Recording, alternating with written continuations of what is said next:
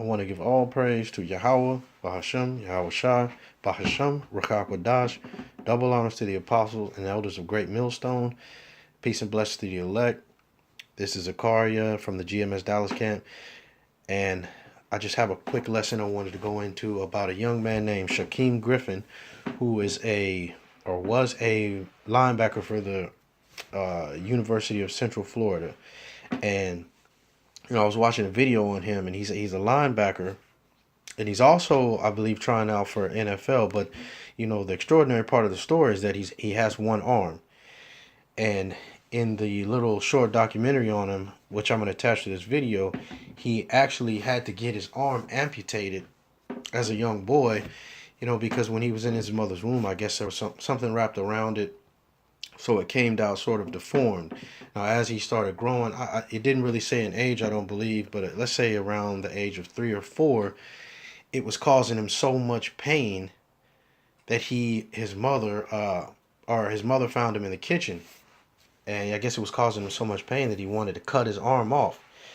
So, obviously, they took him to the hospital, and in the documentary, they said as soon as they cut it off, or as soon as they were, getting it cut off, they knew that was the best thing for him, and they knew that was going to help him, go further in life.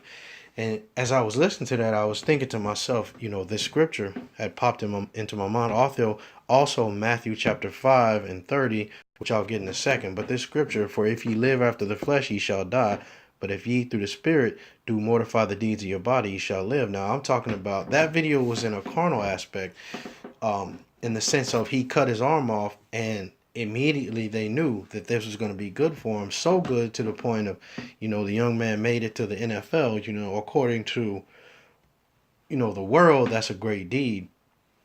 But in the spirit, there are things that can hold you back. There are things that can, not allow you to be the best that you can be. So you have to mortify those things. And then if you've done it before, a lot of times you'll notice that once you cut that thing off, just like his mother said, you will immediately understand that was the right thing to do.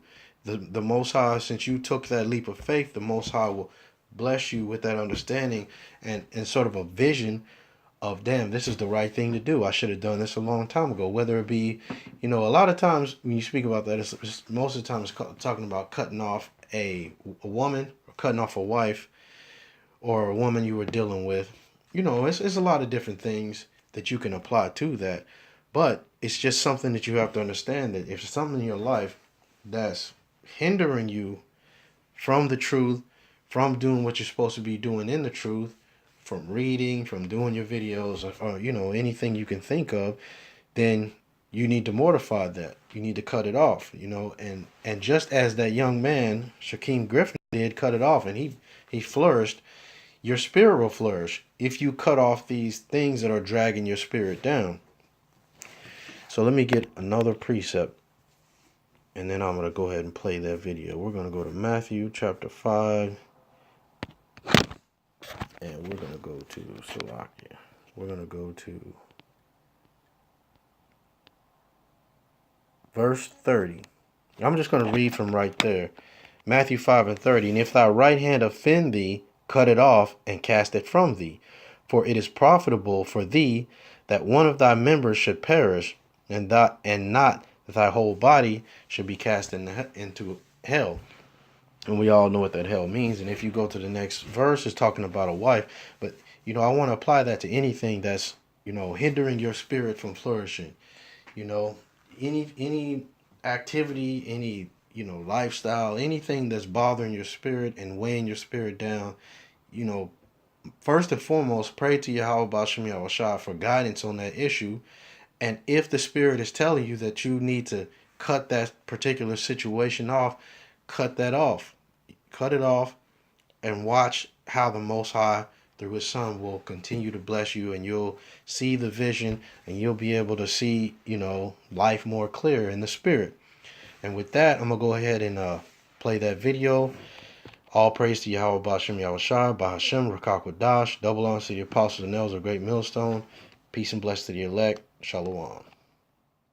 Couple fakes by Ferguson, and Tremblay fumbles the football, and it's picked up by UCF. Shaquem Griffin knocks it out.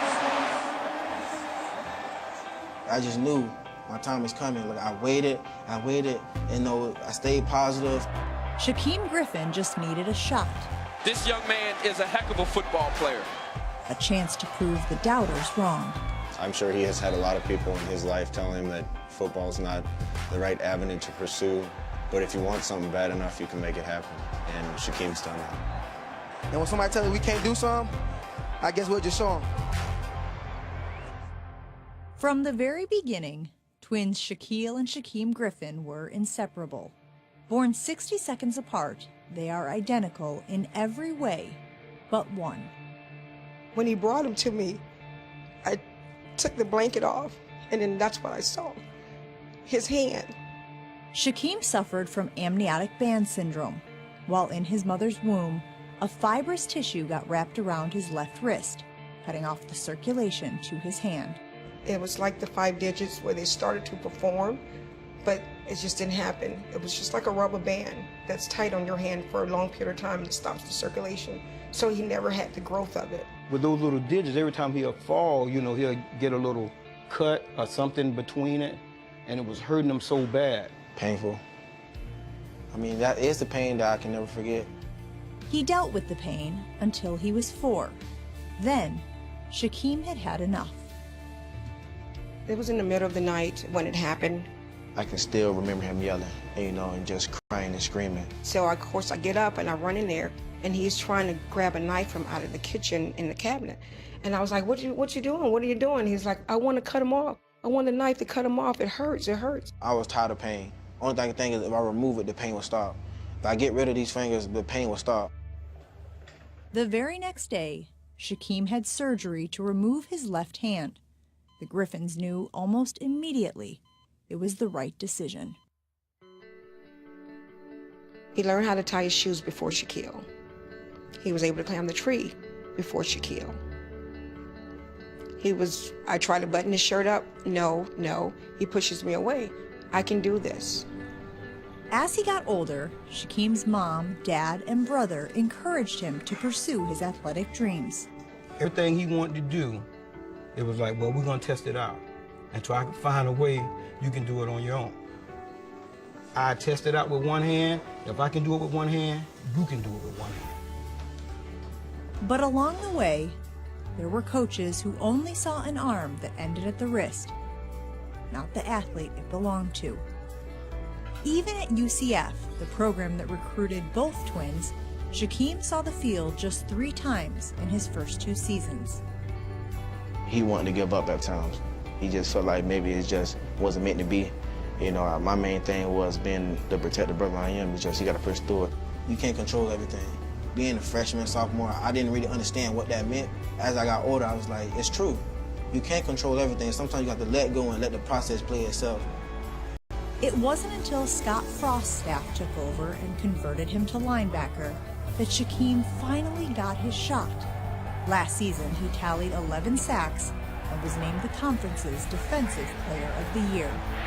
He doesn't want to be seen as having a disability. He just wants to go out and play football like everyone else. No matter what happens, we down for each other. Hell yeah. Offense, defense, special teams, we bang. Hell yeah. Right. And I feel like my purpose is to make a difference. They get rid of doubters. Somebody tell you can't play football, prove them wrong.